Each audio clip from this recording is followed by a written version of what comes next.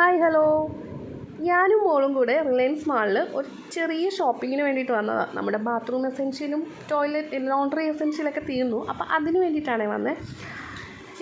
എസ്കലേറ്ററിൽ കയറിയപ്പോൾ ആൾക്കാണെങ്കിൽ അത് ചെല്ലുന്ന ആ വെയിറ്റ് ചെയ്യാനുള്ള ടൈം അത്രയും പോലും ഇല്ല, അവൾക്ക് വെയിറ്റ് ചെയ്യാൻ പറ്റുന്നില്ല. അതുകൊണ്ട് അവൾ ആ സ്റ്റെപ്പൊക്കെ ചവിട്ടി കയറി.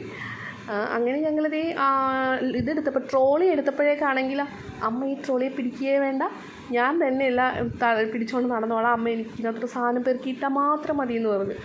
അങ്ങനെ സാധനമൊക്കെ അവിടെ ചെന്നപ്പോൾ ആളുടെ ആവശ്യങ്ങളും കൂടി. അത്യാവശ്യം 1-2 സാധനം മാത്രം എടുക്കാൻ സമ്മതിച്ചുകൊണ്ട് ബാക്കി നമ്മുടെ ആവശ്യമുള്ള സാധനങ്ങളൊക്കെ വാങ്ങിച്ചിട്ട് ബില്ല് ചെയ്യാൻ വന്നപ്പോഴും ഞാനെല്ലാം പെറുക്കി വെച്ചോളാം, അമ്മ ആ വെയിറ്റുള്ള സാധനം മാത്രം എടുത്ത് വെച്ചാൽ മതി എന്ന് പറഞ്ഞു. അന്നേരം താഴേക്ക് വരാനായിട്ടാണെങ്കിൽ ട്രോളി ലിഫ്റ്റിൽ മാത്രമേ അലൗഡ് ഉള്ളൂ. അങ്ങനെ ലിഫ്റ്റിൽ കയറിയതേ ഗ്രൗണ്ട് ഫ്ലോറിൽ എത്തിയപ്പോഴത്തേക്ക് ആളുടെ ഒരു ഡാൻസ്, സത്യം പറഞ്ഞാൽ ഇവൾ ഏത് പാട്ടിനാണ് ഡാൻസ് ചെയ്യുന്നത് നമുക്ക് മാത്രമേ അറിയത്തുള്ളൂ.